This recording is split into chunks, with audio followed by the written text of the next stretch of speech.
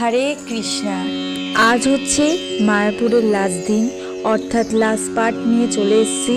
তোমরা যারা যারা পার্ট 1 পার্ট 2 দেখোনি তারা তারা আমার চ্যানেলে গিয়ে দেখে আসতে পারো, বুঝতেও পারবে আর ভালোও লাগবে।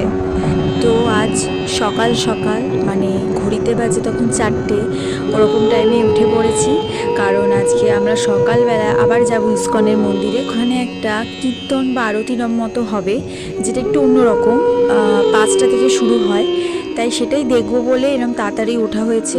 মানে বেসিক্যালি আমরা 3:30টার সময় উঠেছি, সারা রাত ঘুমাইনি, একটু অন্তত আমি ঘুমাইনি, মা মাসিরা তাও একটু ঘুমিয়েছে। দেন আমরা বেরিয়ে পড়লাম মন্দিরে যাওয়ার উদ্দেশ্যে, এবং সেখান থেকে আমাদের ইচ্ছা ছিল, মানে প্ল্যান ছিল গোশালা একবার দেখা। তো ইস্কনের মন্দিরের ভিতরে যেহেতু মোবাইল ফোন অ্যালাউ নয়, ঠিক সেরকমই মোবাইল ফোন জমা রেখে, সাথে ক্যামেরা ছিল, ক্যামেরা জমা রেখে, জুতো জমা রেখে যেরকম যেতে হয় মন্দিরে, সেরকমই মন্দিরে ঢুকে খুব ভালো লাগলো। পুরো একটা অন্যরকম কীর্তন, আর সবথেকে বড় কথা অত ভোরবেলা চন্দন বাটার একটা উৎসব চলছিল একটা জায়গায়। অনেক মহিলারা মিলে পুরো একটা থাম্বার ওপরে চন্দন বাটছিল, এবং চন্দন বাটার একটা ফেস না, অনেকগুলো ফেস ছিল চন্দন বাটার জায়গাগুলো। তো ওই দেখলাম, খুব ভালো লাগলো। আর সবথেকে ভালো লেগেছে অত ভোরবেলা মায়াপুরটা খুবই শান্ত নীরব প্রকৃতির ছিল, মানে খুবই সুন্দর। হ্যাঁ, তো দেন আমাদের যেরকম প্ল্যান হয়েছিল গোশালাতে যাওয়ার, তো সেই মতোই আমরা ওখান থেকে বেরিয়ে গোশালার দিকে এগোই। গোশালাটা বেসিক্যালি দেখার কিছু নেই, তবে এতগুলো আছে গরু, মানে গরুর সংখ্যা বলতে গেলে বিশাল। আমি ফার্স্ট টাইম যখন গেছিলাম তখন একবার গেছিলাম গোশালাতে, এবং আমি শুধু ভাবছিলাম এগুলোকে মেনটেন করতেও তো লোকের প্রয়োজন, তার মানে এখানে মেনটেনেন্সের জন্য কতগুলো লোককে রাখা হয়েছে। তো আমি যখন প্রথমবার এসেছিলাম তখন একবার গোশালাতে এসেছি, এবারটা আমরা যদি একা আসতাম তাহলে হয়তো এইদিকে আর আসতাম না গোশালার এই সাইডে, যেহেতু আমাদের সাথে মাসি মেশো ছিল এবং তাদের যেহেতু ফার্স্ট টাইম, তো তাদের দেখার ইচ্ছে ছিল গোশালাটাকে কীরকম দেখতে না দেখতে। তো তার জন্য আমার মাসি মেশোদের ইচ্ছা অনুসারেই ওখানে যাওয়া হয়েছে। তো আমি আবার এইদিকে চেষ্টা করছিলাম সবাইকে দেখে একটু গরুকে ধরার, মানে এমনি তো গরু টরু ধরি না, মানে ভয় পাই যে তা না, ব্যাপারটা হচ্ছে ওরাও তো প্রাণী, ওরা হয়তো ভাবতে পারে এ আমার কোনো ক্ষতি করছে না, তো দিই একখান ঘুষি, মানে শিং দিয়ে, ওই ভেবে আমি কাছে যেতে ভয় পাচ্ছিলাম। কিন্তু আবার মা বলে যে গরুকে ধরে একটু নমস্কার কর, তুই যা জীবনে পাপ করেছিস একটু হলেও যদি পুণ্য হয় তোর জীবনে।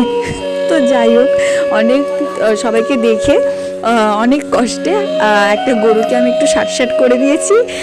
দেন আমি পুরো জায়গাটা ঘুরে দেখছিলাম। আসলে মা না এইসব একটু আধটু বিশ্বাস করে, হ্যাঁ, তো মা নিজেও গরুকে ধরে এরকম নমস্কার করেছে। তো যাই হোক, তোমাদেরকে একটা কথা বলি, ওখানে শুধু গরু ছিল না, বাফেলো মানে ষাঁড়ও ছিল। তো ওখানে একটা খুঁটি টাইপসের ছিল যেখানে একটা ষাঁড় ছিল। হ্যাঁ, তো আমি শুধু ভাবছি যে ওই ষাঁড়টার মাথায় কত বড় শিং, আর তার ওয়েট যে কত হবে, মানে একটা মাথার ওপর যদি ওরকম দুটো লম্বা মোটা ভারী রকম শিং থাকে, তার তো ওয়েট প্রচুর। এবং ওটা দেখে আমি জাস্ট অবাক হয়ে গেছিলাম, এবং দৌড়ে গিয়ে আমি ওটাই দেখি। তো এই রকম ঘুরে টুরে অনেক মজা পেয়ে আমরা 7টা সাড়ে 7টার মধ্যে রুমে চলে এসেছিলাম, কারণ আমাদের 9টা নাগাদ 9টা 10-15-এর মধ্যে হোটেল ছেড়ে দিতে হবে। আর আমরা ওখান থেকে মানে মায়াপুর থেকে আমরা যাব হচ্ছে নবদ্বীপে। তো সেখানে আবার একটা অন্যরকম পরিবেশ, আর সেখানে লঞ্চে করে নদী পার হয়ে যেতে হবে। তো তার জন্যই আমরা তাড়াতাড়ি করে ফ্রেশ হয়ে রেডি হয়ে বেরোনোর প্রস্তুতি নিই। আর এটা হচ্ছে আমার নবদ্বীপে যাওয়ার লুক। আমরা অলরেডি হোটেল থেকে বেরিয়ে পড়েছি, কারণ এখন হইতে পারছে 9:30, হোটেল ছেড়ে দিতে হয়েছে। তো নবদ্বীপে যাওয়ার আগেও দ্বীপ সব কিছু ঠিকঠাক থাকলেও নবদ্বীপে যাওয়ার পর আর কিচ্ছু ঠিকঠাক থাকে না, কারণ নবদ্বীপের পৌঁছানোর পরপরই আমি 2বার বমি করে ফেলি, এবং আমার শরীর প্রচণ্ড দুর্বল হয়ে যায়, ভিডিও করার মতো জোর থাকে না আমার। তার পরপরই আবার বড় মাসির শরীরটা খারাপ হতে শুরু করে, কারণ বড় মাসির কয়েক বছর আগেই একটা ব্রেন অপারেশন হয়েছিল, তো সেটার জন্য হবে না, তবে তার তো একটা এফেক্ট থাকেই।